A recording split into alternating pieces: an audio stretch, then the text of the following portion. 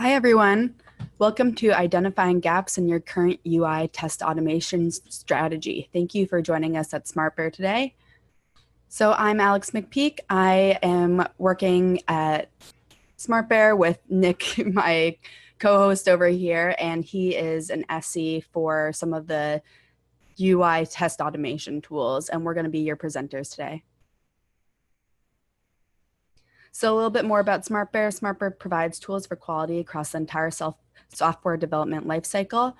We were founded in 2009 with 11 global offices. We have over 6 million users and 22,000 customers, and we have over 500 employees across those 11 offices.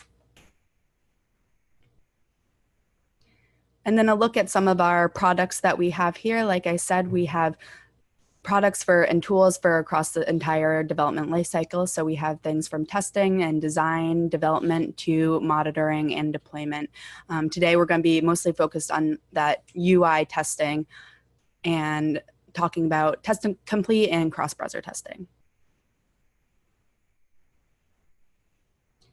And then to look at our agenda, we're going to start with why we automate.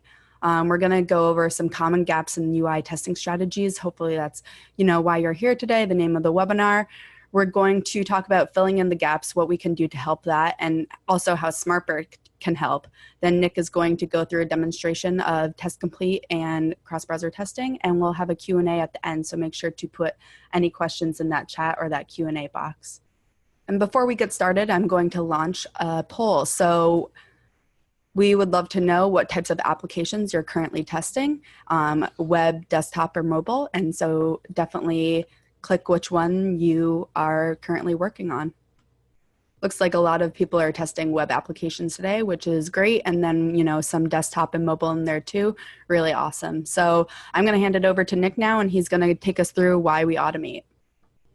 Thank you, Alex. So, there may be some of you who already do automate. There may be some of you who might be purely manual testers or using some of our tools to do some automation, but either are familiar with scripting or maybe you are familiar with scripting. It's going to be a wide range of different types of users today within this session. So what I would like to do is kind of give you just kind of a backstory as far as why we automate in the first place. So for those of you who do automate, this may be a little bit more of a refresher. It's going to be very quick, but for those of you who are currently not automating in any way, like you might be like, for example, a cross-browser testing customer who might not be using the automation features of the tool, this might give you an introduction on why automation might be a fit for you.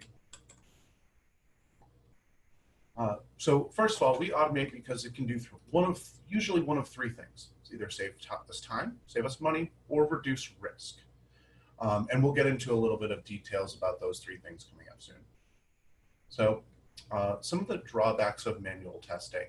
Number one, it's inefficient. So human interaction inherently is much slower than computer interaction. A computer can just naturally perform actions on the screen faster than a human can. So there's that aspect of it in terms of executing on actual user flows for test cases and that sort of thing. So the other thing is that humans can only perform a single task at any point in time, whereas with maybe some automation practices, we can do things like distributed and parallel testing that allow us to kind of increase our, or decrease, I should say, our test time and exponentially by spreading out our test cases across multiple different machines versus just having one machine do the same run through our entire list of test cases. Another drawback for manual testing is that it's expensive because of the extra time that's spent on it. It's very inefficient, and it leads to, number one, longer development cycles. But longer life cycles also means higher development costs as well for the company. So if we can get the same software out faster, but also make it better, there's no reason why automation shouldn't be at least considered for your testing practices. As far as the last one, so for drawbacks for manual testing, is that manual testing can be risky. Naturally, with human error, there are things that can go unnoticed, or things that can either be misdiagnosed or something like that, but also missed deadlines can happen. So because because doing manual testing is going to take longer, that can if you do encounter like any major issues with an application, that can lead to life cycle bottlenecks for your actual release. So if you have a deadline that you have to meet, and then all of a sudden you encounter this major issue, but it takes you a while to find it, it can lead to some bottlenecks there, and you might have to push back some release dates for some new software, and nobody wants to do that if they don't have to. And then again, just to reiterate that last point here, human error increases the likelihood of undetected issues.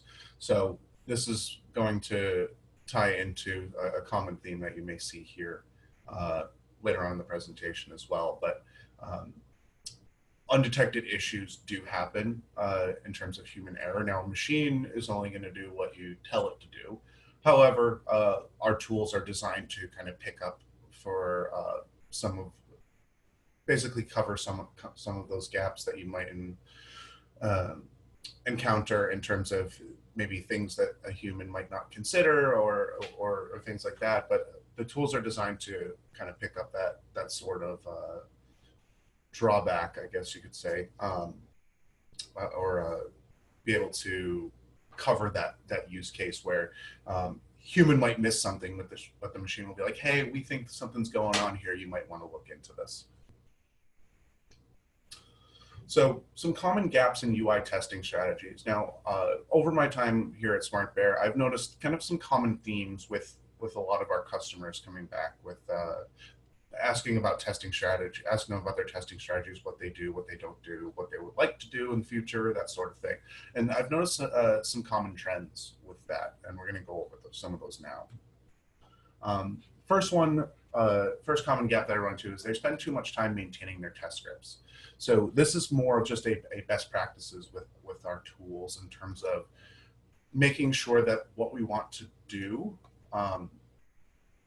we're able to do it in the most efficient way possible. Like whatever we want to test, whatever test case we want to run through, how do we build out some type of framework, if you will, that we can create in order to accelerate our testing practices.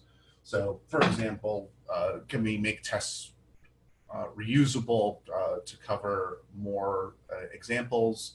Can we break them up into pieces so that we can kind of build our tests on the fly and we don't have to create every individual test case?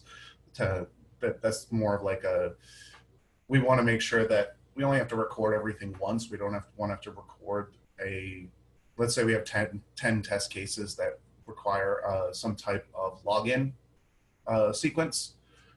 It's usually a lot easier just to record that login sequence once and then use it as a component to build out larger test cases rather than having to record that 10 times in 10 different longer test cases. That does a couple things. If we were to need to update that for some reason, let's say that the user flow changed, it's by having that'll give us a single point of maintenance by having it as a component, so we can just edit it once and then it spreads throughout the test cases, versus if we have 10 recordings of that login process, now we have to go back and edit 10 different cases. That starts to add up. Next thing on this list is zero or little mobile browser testing. So mobile browsers are being used at record rates now. It's, from what I understand, it's about a 50-50 split. So on average, a website, there's about a 50-50 chance that's being hit by a mobile device rather than whether that's a phone or tablet, rather than an actual laptop or desktop. Now, there are a lot of companies out there who are not even really spending that much time testing mobile browsing, even though assuming the trend that half of their users are hitting their website on a mobile device to begin with. I mean, there are still websites out there who don't even have a mobile version of their site. It's just a desktop version, and when you try to load it up on a phone, it's too small and it doesn't look great. But I've noticed that especially with consumer-facing applications, web applications, that happens a lot. The third is a lack of environment options. So this one is a very big one. We use a product. We use our own products here when we test our own website. But there are a lot of our customers who they test on like maybe one or two device. They test on one device in one environment, say like a Windows 10 laptop or maybe a Windows 7. And all they'll do is they'll say, okay, I want to test like the most recent version of Chrome, the most recent version of Firefox, and the most recent version of like Internet Explorer or something like that. And that's all they'll test, and they'll just leave it at that. Now, there are some drawbacks to that, especially again with customer-facing applications, which customers are more likely to have some older software on their laptops, whether it's like older versions of browsers, older operating systems, that sort of thing. And different information, different code can be interpreted differently within a browser for sure. And having a access to other environments to run tests on is only going to increase the stability of your application. The fourth thing on this list, we have spend a lot of time and money maintaining test devices. So it's great to have those environment options, but doing it on your own is something that can be quite costly in the long run in terms of having, whether it's a individual person or a small team of IT people to make sure that the software stays up to date, to make sure that all the machines are working, replace parts when necessary, that sort of thing. One way to get around that is to use some type of like on-demand device lab, for example. There are some options out there. We have one ourselves, but there are some there are options out there for that. Now, it all depends on what features you want and that sort of thing. But we do understand here that spending that time, that money maintaining those test devices is usually not the best way to do it. That there are definitely some better options out there, unless there's specific reasons why you would like to have your own device lab. A lot of the times there are some companies who already have like an established one, and to abandon it now would be just it doesn't make sense for in terms of the company's strategies or their business goals or anything like that. So it's in some instances it can be better to just stick with what you have, but there are definitely some really good options out there for like device labs to be able to use on demand. Last thing on here, we have a lack of testing in parallel. So this ties back into the time issue mostly, where you can be manual testers. You can have 5 QA people to type out or to go through all of the workflows that you need to, all at the same time if you want to split up the work that way in terms of manual testing in parallel. But we can also do that in an automated way as well. So instead of having those 5 people spend all that time doing those manual tests, what you can do is you can have those same 5 people building out test cases in some type of automation software that would allow you to then spread all those test cases out. So what this is going to do is, instead of maybe having it say 2 weeks to go through all of your test cases, you might be able to do it in half that time, maybe even less, maybe even say like a few days. Once you have that testing framework set up, and then it's just those same 5 people doing the maintenance and the upkeep on it with new releases.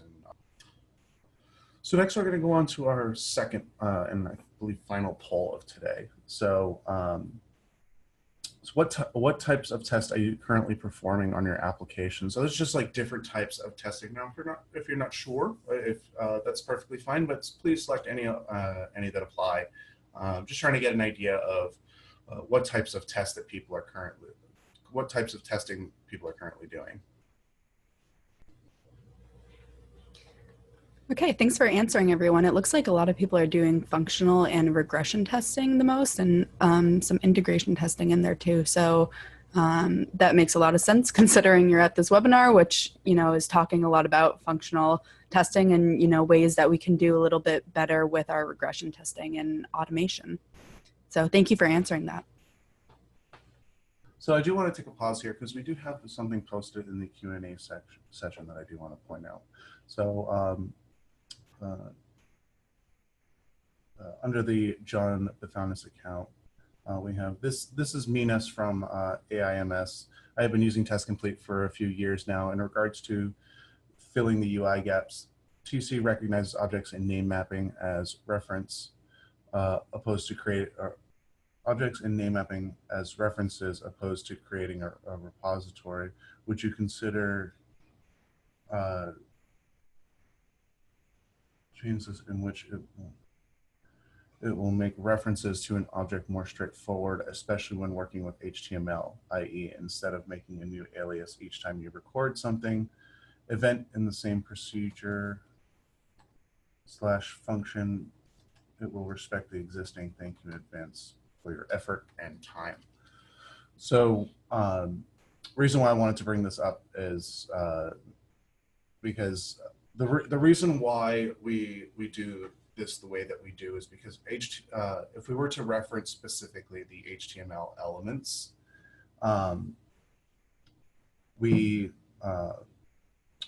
there's a little bit of a drawback to that. Number one, that's something that can especially when you're dealing with like dynamic values, that's something that can definitely change.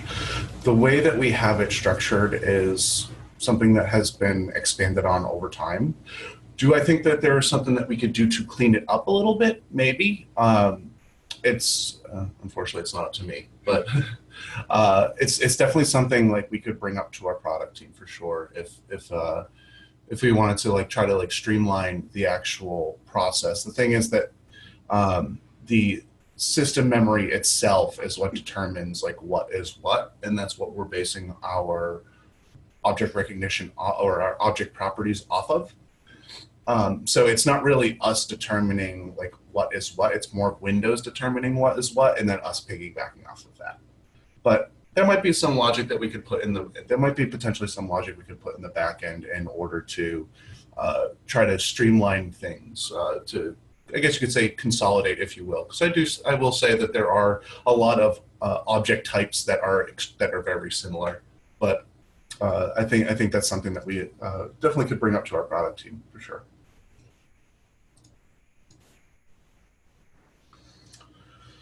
So as far as moving on to the next thing, as far as filling those gaps that we just talked about, there's a few things that we can do.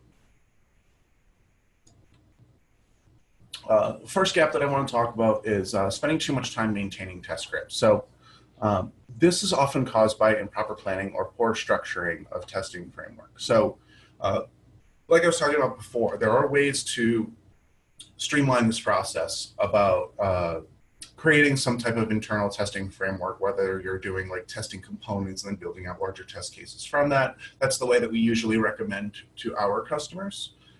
Just like if you were coding, you want to, if you're going to write out a function, you want that function to be as reusable as possible. So you want it to perform one specific task, and then you can use that function in other, whether you want to embed that inside of another function or whether you just want it to be a standalone, that's perfectly fine.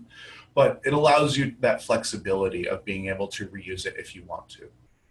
And that's one of the big things about filling in that gap, is adopting some type of strategy and some type of planning in terms of if you do want to, say, split up your test cases into more component-like or function-like test cases, and then building out larger ones from that. That's definitely something that we recommend doing. And what this does is by making tests more reusable, we can significantly reduce our maintenance time. Next thing on here, little to zero mobile browser testing was one of the gaps. So websites are being hit by mobile browsers at record numbers, and that number is only going to continue to grow. When applicable, testing mobile browsers just as important today as testing desktop browsers. So this kind of ties back into what I was talking about before about a lot of websites testing for desktop versions, but not actually testing for mobile versions of their website in terms of, like especially if they don't have a mobile version of their website specifically. Now, if companies that do have a mobile version are more inclined to test both versions of the site. But I've noticed that there are still some, like, for example, some government websites that don't have a mobile-friendly version, and it can be a little daunting trying to navigate a desktop version of a website on a mobile device. On a tablet, it's a little bit easier, but on a phone, it's next to impossible without having to zoom in as far as you can. So it's definitely good to be able to see what the consumer is going to see across like a wide range of different devices, as well as if you want to take it that far. But being able to see what the customer sees, or whoever the application is intended for, being able to see what they see is definitely important, especially if the website is mobile accessible. Next one here is just lack of environment options. So different environments can have different reactions to the same code. For example, there are certain features that different browsers have. So how one interprets, say, a specific, say a JavaScript library or something like that. You might have one interpret things one way. You might have Chrome interpret things one way, and you might have Firefox interpret things a different way. You might have some small layout differences, for example, because whatever front-end framework you use for the application might work in one browser and might kind of work in another. That's just kind of giving you an example. Now, I know that's not up to, I don't think that's really up to anybody that's in here. I mean, this is software testing, not software development, but there are definitely some specific reasons for testing different environments, because, like I said, we can have those different reactions with the same code, and we want to be able to work out those kinks before releasing that to the public. Also, having limited environment options can lead to issues going unnoticed. So this, again, ties back into the human error aspect of things. So I understand that machines aren't perfect either, because we tell the machines what to do, and we are inherently, so therefore they are inherently imperfect as well. However, as long that we can change that, we can adapt to that over time. So if we realize that we're missing something, we can add that in, and the machine will never forget to do that, or forget to look for that thing. It's always going to be there. So it's got a much better memory than we do. It's got a much better way of remembering to check for certain things that humans, we could have some type of checklist, whether it's through some like test management software to check into, whether we're doing it in like a Google Doc or like a Google Sheet or something like that to track bugs, or maybe we could just be doing it on paper. You never know. But having some type of way to keep track of everything is good to have, but a lot of the times we have some software or some machines that will do it for us.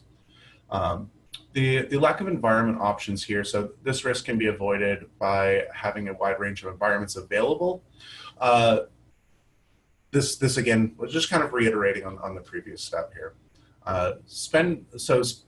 The next gap here, spending time and money maintaining test devices. So maintaining an in-house device lab can be time-consuming and expensive. We've kind of already talked about that. We'll move on to the next thing here. So existing devices must be repaired and updated in addition to purchasing and configuring new devices regularly. So this again ties into the cost of things, so the actual high costs of maintaining your own device lab. Like I said, there are some examples where you already have something in place, so it makes sense to just stick with it. But if you don't already have one, it might be worth looking into doing some type of on-demand service.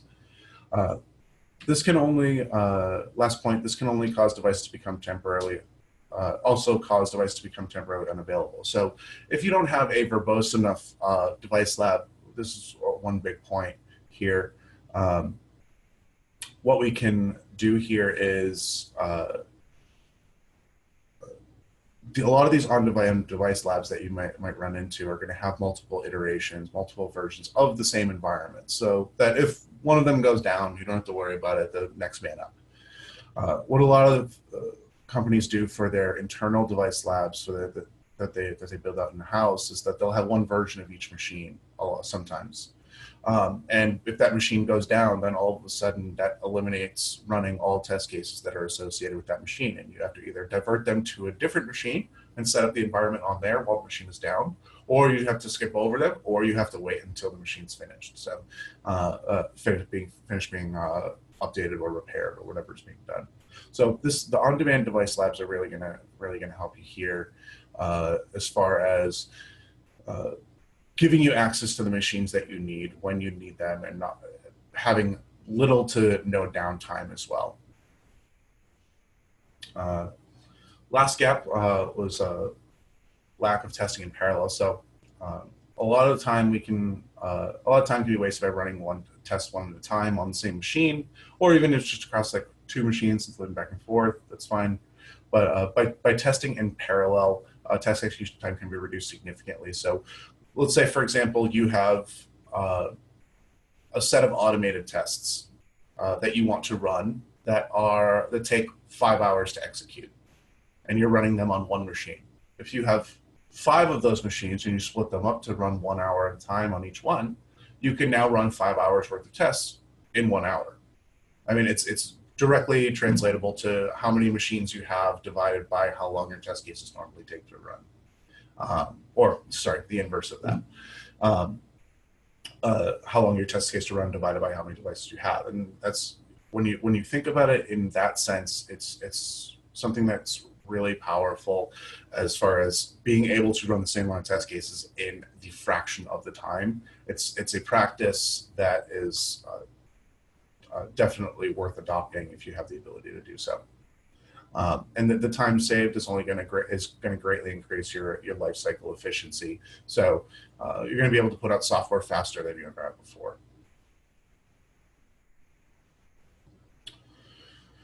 So we've talked about some of the gaps and how to fill and how those can be filled by just general like industry principles. But let's go into kind of like how we can help in some of the stuff that we offer that might be able to fill those needs. So we're going to be talking specifically about 2 products. Most of you might be, I believe everyone in here should be at least familiar with at least one of them, if not maybe both. So the 2 products that we will be talking about today are TestComplete and CrossBrowser Testing. So one disclaimer here, CrossBrowser Testing I find to be a tongue twister for me. So I usually refer to it as CBT, and will be referring to it as CBT going forward. But first off, TestComplete is an automated web, desktop, and mobile application UI testing software that you can run tests right from your local machine or a VM without writing a single line of code. There are some coding options available for it. If you do want to do any scripting or anything like that, there is a fully functional IDE that's built in as well. But a lot of our customers use the codeless option just because it's a little bit more, it's a little bit cleaner. It's a little bit easier to figure out what's going on, and it's more accessible to a larger audience. We also have CBT down here at the bottom, so perform web application UI tests in over 1,500 different environment configurations on real devices, anytime, anywhere. So this is your on-demand device lab, so this is specifically for web applications, but we do have a very wide range of different environments that are available that you can use pretty much anytime you want. So as far as the actual features of TestComplete, just going into some basic features here. So again, Windows desktop and mobile application UI testing. It's easy to use, but advanced scriptless automation utilizing record and replay. So what we mean by that is we give you access to a lot of the stuff that you would normally only be able to do via script as a scriptless automation tool. So for example, if you want to data drive your tests, if you want to use some conditional logic within your tests, if you want to run, like say, a batch of tests for like a full list of test cases, you can do that as well. So a lot of that stuff can be done within the tool, and none of it actually requires any code in order to implement. One of the other features of it is the powerful recognition engine. So There was one question that was asked about it before. This recognition engine is probably one of the most verbose that's out there in terms of what it's able to do, what it's able to recognize, and but also how flexible it is as well. So the reason why we do take such great pride in our engine is the fact that it is, again, flexible. So what I mean by flexible is that it's able to kind of compensate for small UI changes on its own. You don't really have to worry about it being in an exact pixel location or anything like that. It's, as long as it's utilizes the same like object, I call it an object path. So that's just kind of, it's a parent-child relationship of objects being inside of other objects. As long as that path is still the same, you shouldn't have any issues being able to find something. So for example, if a link moves within a toolbar, that sort of thing, as long as it's none of its properties that you're using to identify it change, and it's still kind of within the same general area, TestComplete is going to be able to pick up on it, no problem, regardless. Second to last thing, the internal object repository. So we have something in TestComplete called name mapping. So what we're able to do is, instead of every time we want to interact with an object, instead of having to search through the entire application every single time, what we do is, using this object repository, is we create our own internal wireframing for your application to allow us to reduce clutter and find whatever button or link you're trying to click on, or text box that you're trying to enter in text to. Allows you to find it a lot faster because you're looking through a condensed version of the application rather than the entire thing. Last thing on here, again, that fully functional IDE for those of you who do want to script, it is available as well. So any libraries or packages or whatever language you're using, whatever you want to pass into this, you can pass in most of that stuff as well. If you wanted to, say, use just normal like object finding methods, for example, like a get element by ID, if you're working with a web application, that sort of thing, you can still do all of that within this IDE, rather than, if you don't specifically want to use the name mapping, there's still ways of doing that. Next here we have cross-browser testing, so again, CBT. Just some of the features. So it's a UI functional testing tool for web applications.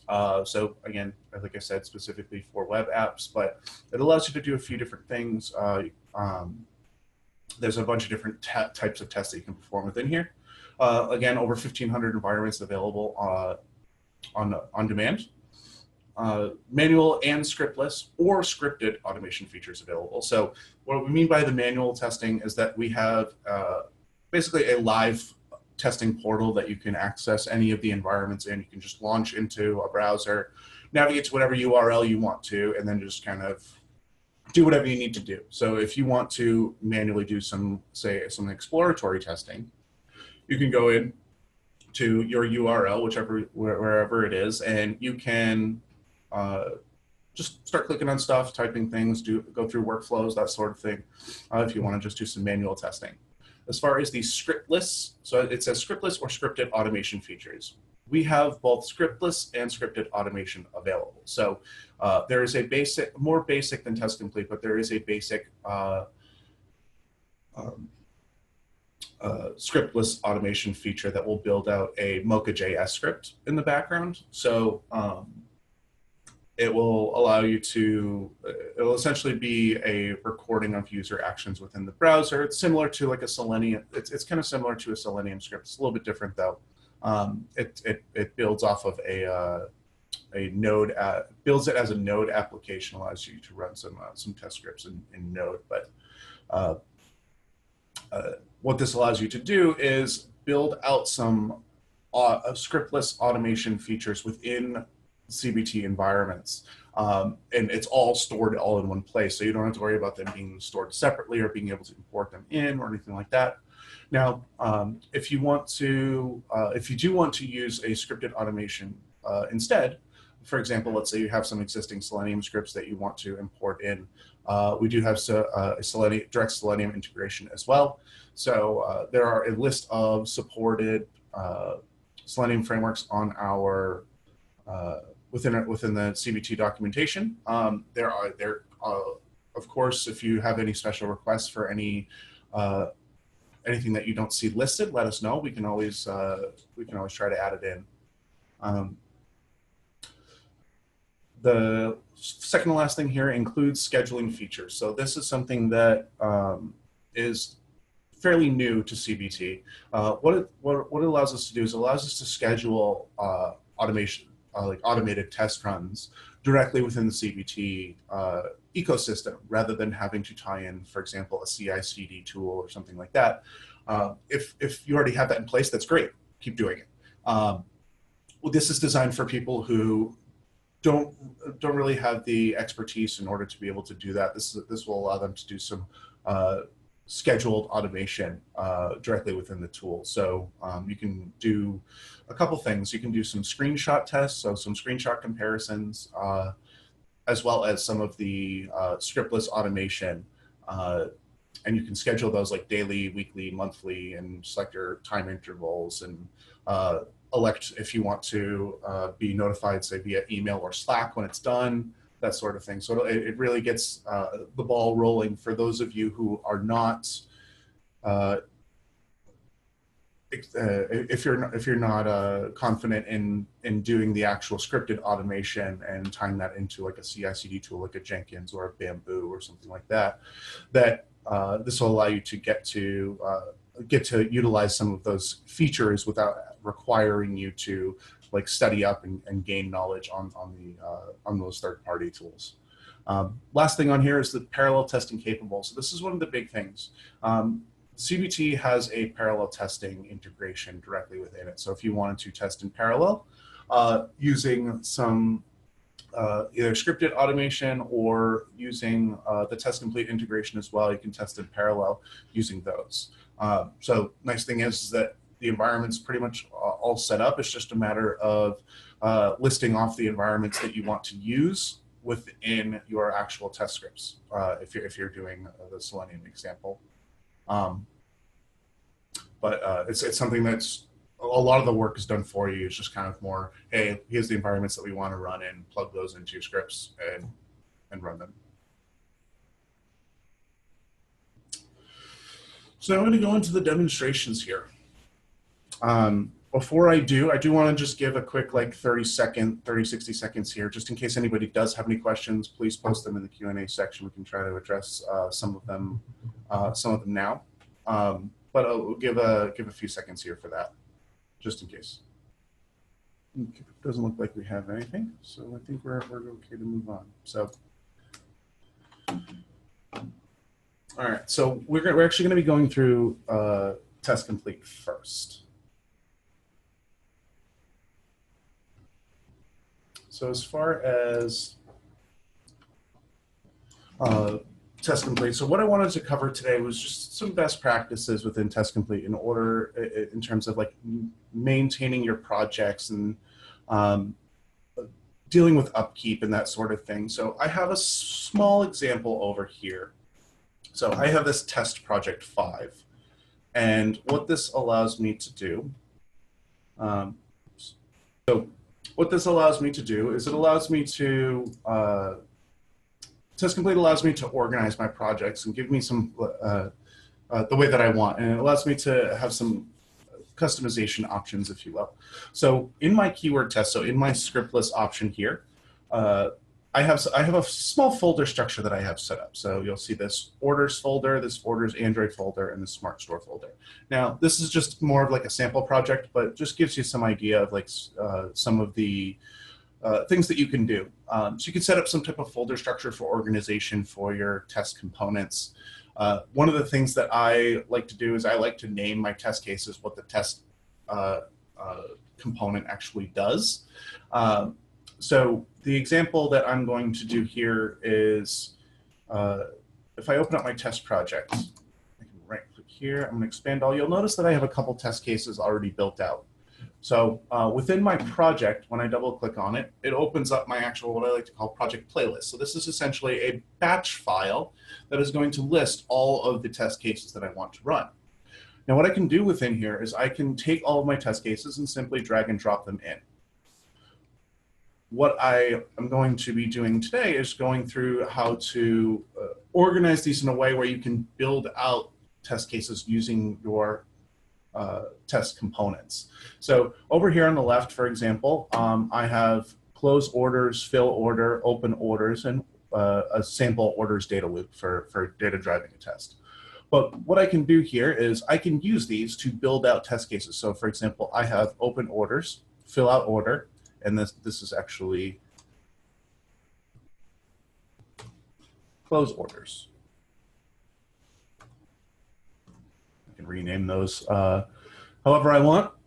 And what this will do is I have literally, for open and close orders, I have a test case that literally just has one step, launch the application. That's next. So that way I don't have to record myself opening and closing the actual application. Now, if you were to do this with a browser, for example, you could record like open browser, close browser, if you wanted to do that. But for this sample that I'm doing, this technically is a desktop application, but it would work the exact same way for a web application as well. You'll notice here that I have this fill order test case as well. So this is just going to go through the actual workflow of filling out a new order in this sample application that we use for our product demonstrations here. But what I'm going to do is I'm going to essentially launch the application here, and I'm going to fill out an order here, and I'm going to close the orders at the end. So I've used these three components to build out a larger test case that I have called order fill. So this is a very simple test case, but just gives you a simple look into like how this can be done. Now, I've intentionally created a folder structure for my test cases as well. So I create what is called a group. So you'll see these two folders here. So add new group, add new subgroup. That's if you want to add an existing folder at the same level, or add a new folder at like a subgroup, for example, if I wanted to create a subgroup of whatever item was highlighted. But what I can do here is I have complete customization over where these things are located, the order that they're done in, all of that stuff. Now, I can also set up some type of hierarchy with these as well. So if I want to have certain test cases dependent on others, I can set that up using these arrows here, using an indent. So just like any type of like indenting in code or anything like that, or like maybe even like a file structure on your computer, that indenting is going to show like a hierarchy of these test cases. So for example, let's say, let me actually edit this a little bit. So I'm gonna right click field chooser because there's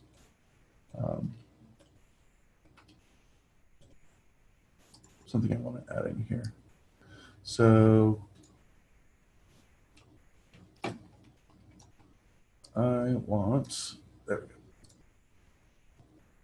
So I have these two columns here, for example, on exception and on error. So this is going to say what I want done if I encounter either an exception or an error for this specific test case. So I can toggle these on and off if I want. So if I want nothing to happen, that's fine. But I can use these on error and on exception in combination with this hierarchical structure in order to add in some logic to my project playlist as well. So let's say, so by indenting this, for example, this fill out an order, this fill out an order is going to be reliant, and it's going to be on whether or not open orders actually is successful, the way that this is set up right now. So if the open orders for some reason fails, the fill out an order step will not even be attempted whatsoever. But as far as like the actual components themselves, like I can, for example, let's say I needed to edit this test case. Let's say I want to either change it or the user flow changed. I could say remove an existing test step, or let's hypothetically say that this was a test case for something else entirely that I wanted to introduce into the workflow. I can just drag and drop this in. And now I have a new test item that is completely, that's part of my test case. All I have to do is either record the component or use an existing one if that component was already covered.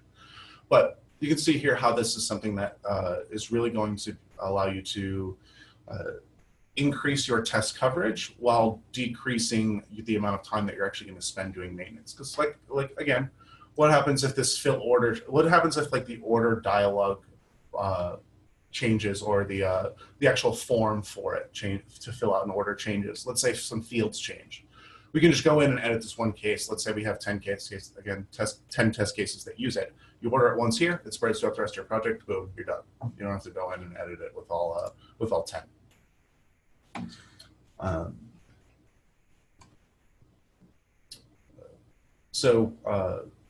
As far as that's the best practice that I kind of want to go over within TestComplete. Next, we're actually going to go into cross-browser testing here.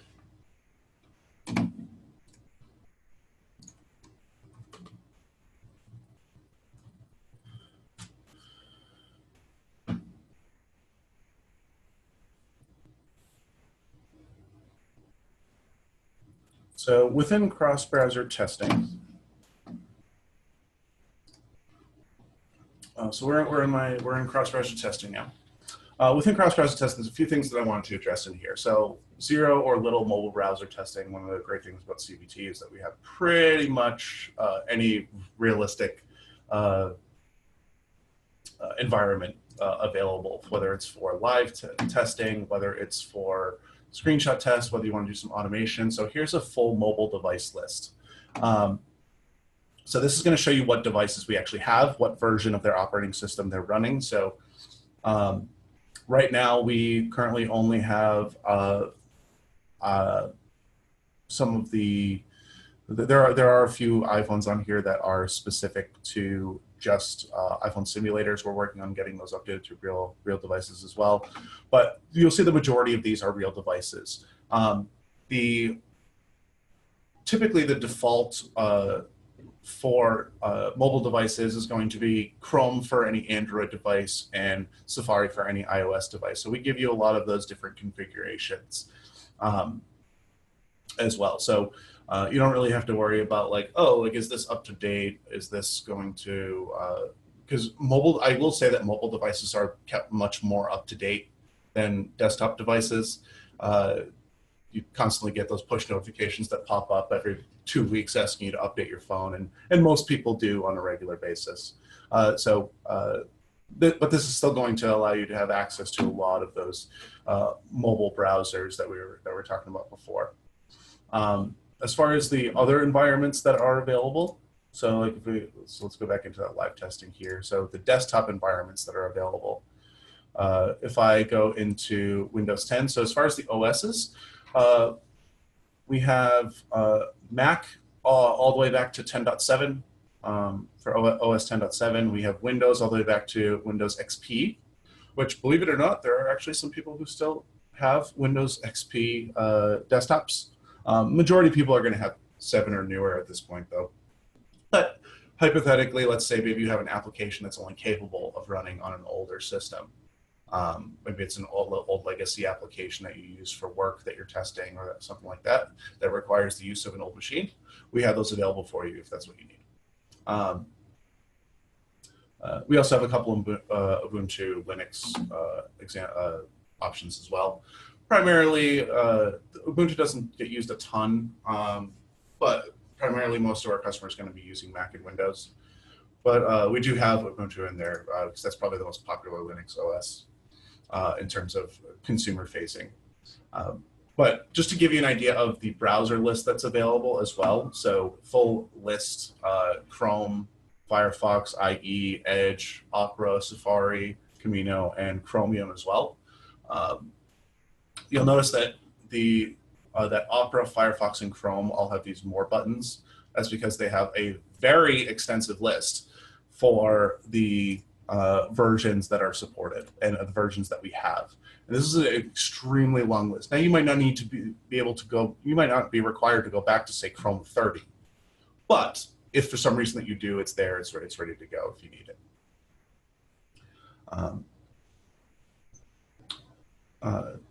The other thing about, so next thing I want to address was like test device maintenance. So obviously like spending time and money maintaining those devices is gonna start adding up. But this type of tool, whether it's CBT or something else, but like I said, there are a number of us out there, but we all do it a little bit differently.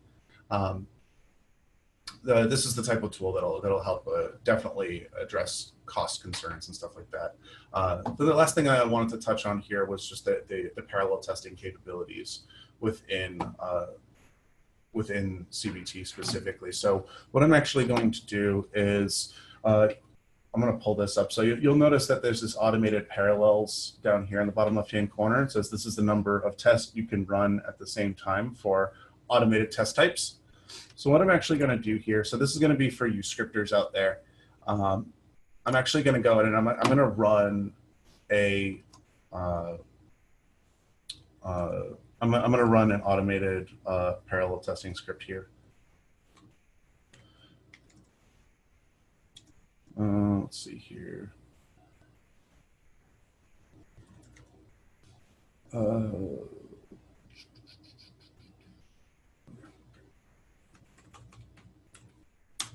And then I want to run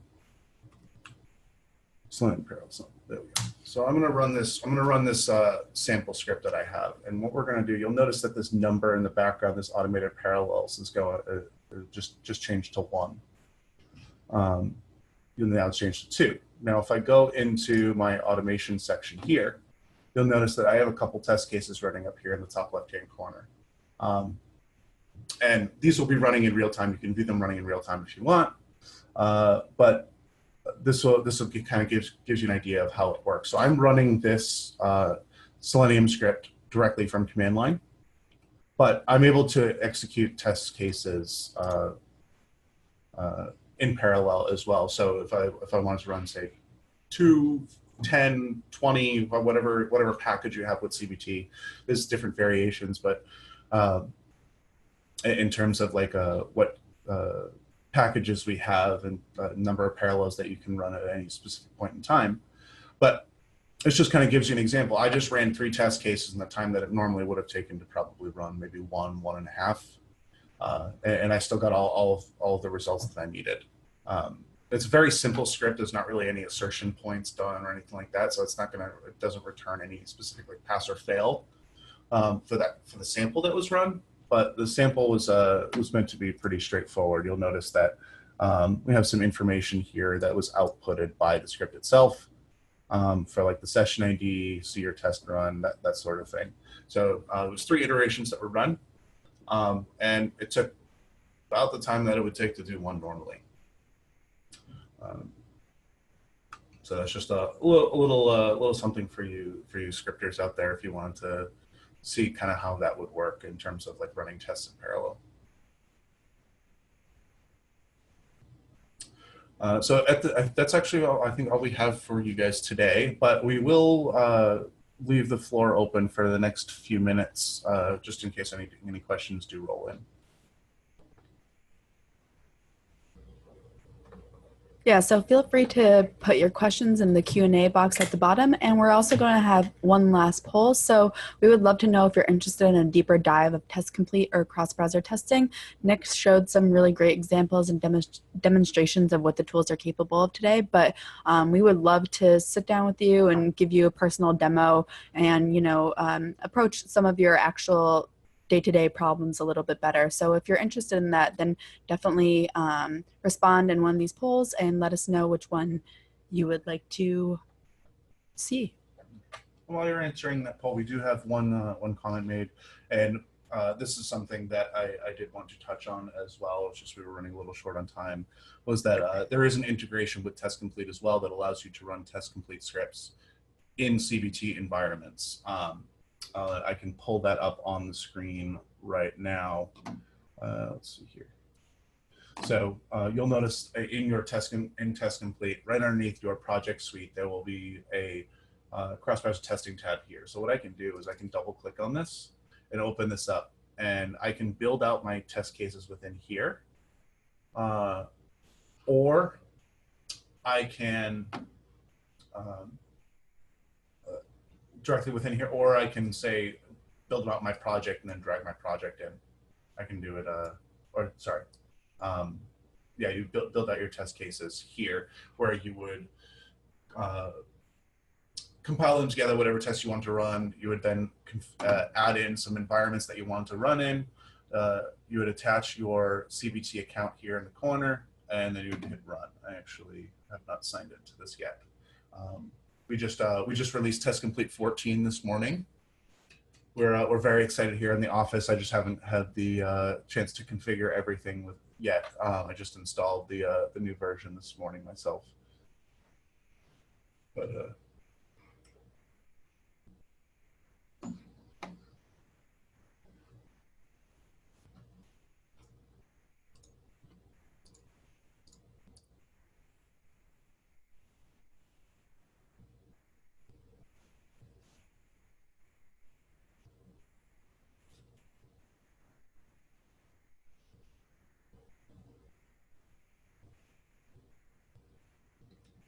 All right, so we're reaching the end of our time here, but definitely keep those questions coming in if you have any.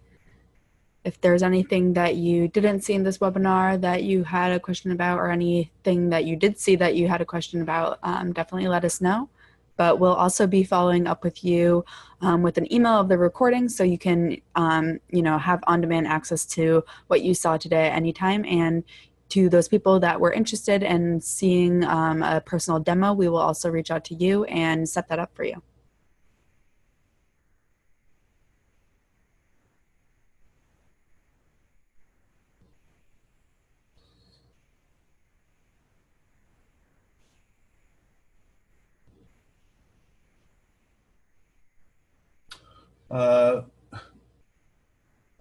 yeah, so we do have looks like we have a couple questions from here. So is there any reason for skipping version 13 of TestComplete? Yes. Specifically, the same reason why some buildings skip floor 13, because it's considered an unlucky number in some cultures. I didn't know that. That's funny. I knew the thing about skipping the floor, but I didn't know that's why we were doing that. Yeah.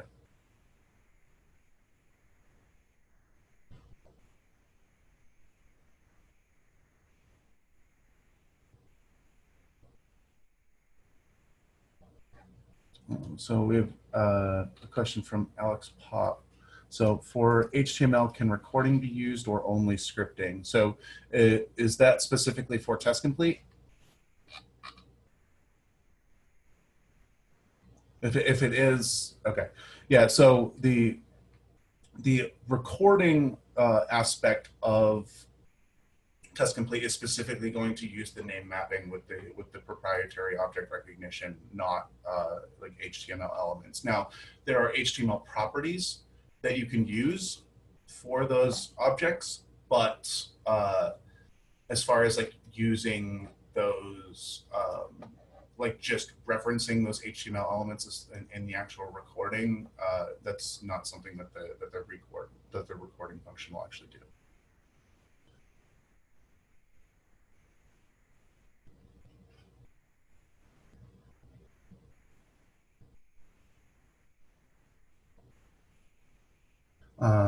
How do you handle ambiguous recognized object? We have text boxes, search boxes that change their ID every time the page is refreshed.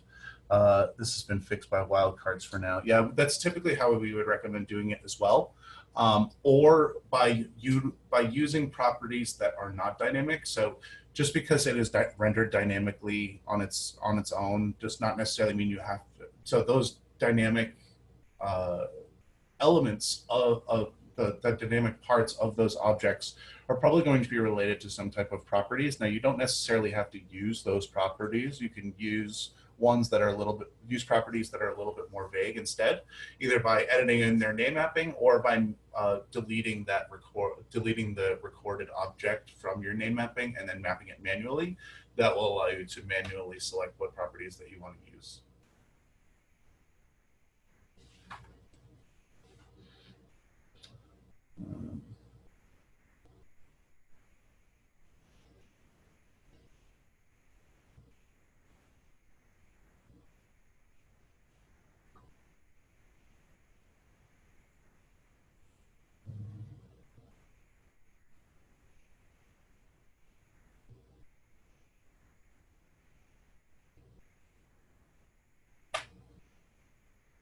see here. So is TestComplete 12 floating license or for TestComplete 14? Yes, it should. If you are having an issue with it, let us know.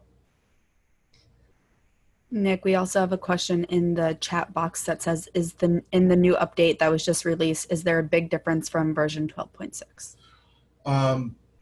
Yes, not visually, but there are some significant updates, a lot of them being like performance related, as well as a couple new features. You can find those outlined in the documentation on our website as far as the exact feature changes.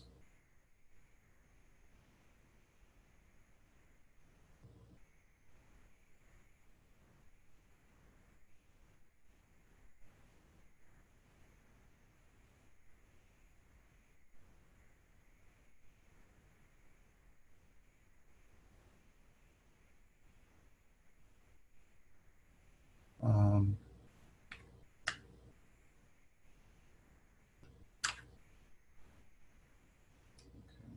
Looks like there's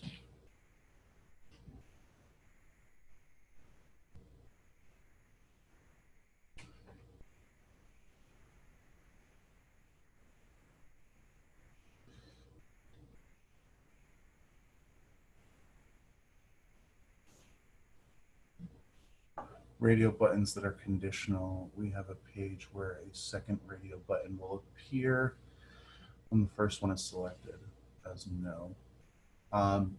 Yeah, TestComplete shouldn't have any issues with that as long as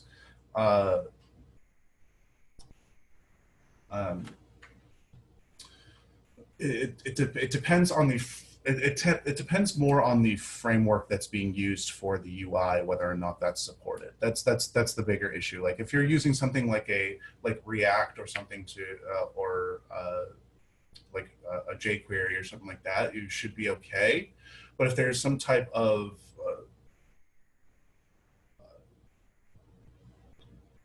if there's some type of specific like UI front end framework that's being used in development that we don't have support for, that's probably more where you would run into an issue. That would probably be the biggest thing to figure out in that situation.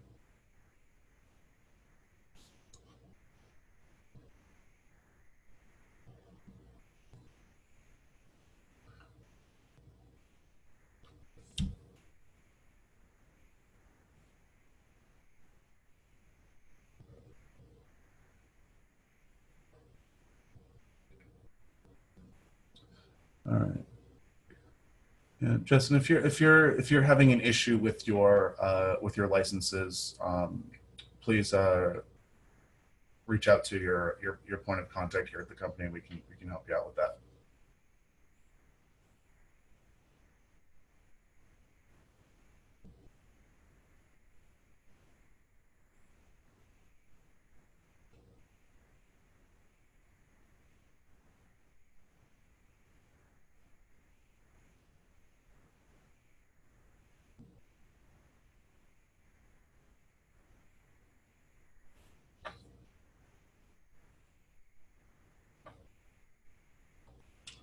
So is TestComplete headless? So TestComplete is typically TestComplete requires a UI in order to function properly as far as like setting up your test cases. But as far as running your test cases, that can be done. Like if you want to do that via command line, you can do that via command line. There's also test execute, which is the test runner for TestComplete. But as far as like setting up your test cases and creating your project, that does require use of like the UI and all that stuff, of course.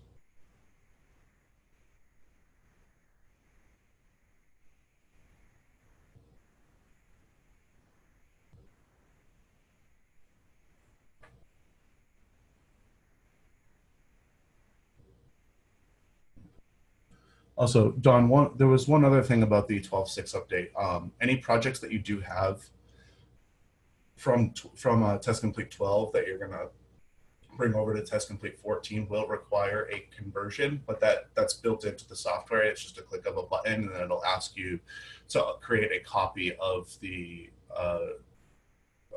TestComplete 12 project as well, just in case for some reason something goes wrong.